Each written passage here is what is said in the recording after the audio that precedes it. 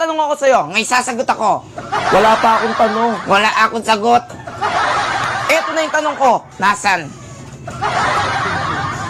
Anong ginagawa mo? Hinahanap yung tanong. Nakita mo? Sasabihin ko yung tanong. Sasagihin mo? Oo. Eto ang una kong tanong. Eto ang unang sagot. Ano ang pambansang hayop ng Pilipinas? Tatay ko. Hindi. Hindi tatay mo. Sino ka? Nanay ko? Hindi rin. Eh, sino? Ang pambansang hayop ng Pilipinas ay nagsisimula sa letter K. Alam ko na. Ano? Kuto. Hindi. Wala sa ulo. Nasa lupa. Kutong luka. Hindi. May sungay. May buntot. Okay? Ha? May sungay, may buntot at kulay itim. Dingon yung kuto.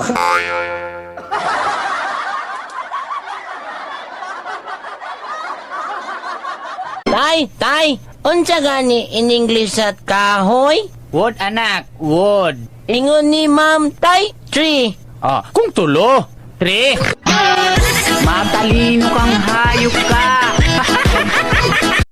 Hoy ikaw, swerte kay ka ba kung ako imong mabana? Kay palanggaon jud ti ka. Di ti ka palungagon, di ti ka palabhon, di ti ka palutuon. Magsigir kag lingkod wa kay buhaton. Pero di ti ka pakanon, preting swertian nimo, ha? Ay tama nga pala ang sinasabi ng katarbaho mo. Ikaw pala naman ay panailangan tulog diyan at hindi ka nagtatarbaho. Bukas na bukas, ikimagdalan diyan ng banig at kumot, ha? Ay Diyos ko, nambabali na daw, nakakandabali na daw yan liig mo diyan. Ay, tingnan mo yan, tingnan mo, ay yung laway diyan kayat na. Ay punas-punas, iyan. Ay naman na aray. Inintindi kita kasi mahal kita. Pinatawad kita kasi mahal kita. Pero imbis na magbago ka, nakampante ka. Kaya huwag kang magtataka kung bakit nagbago ako.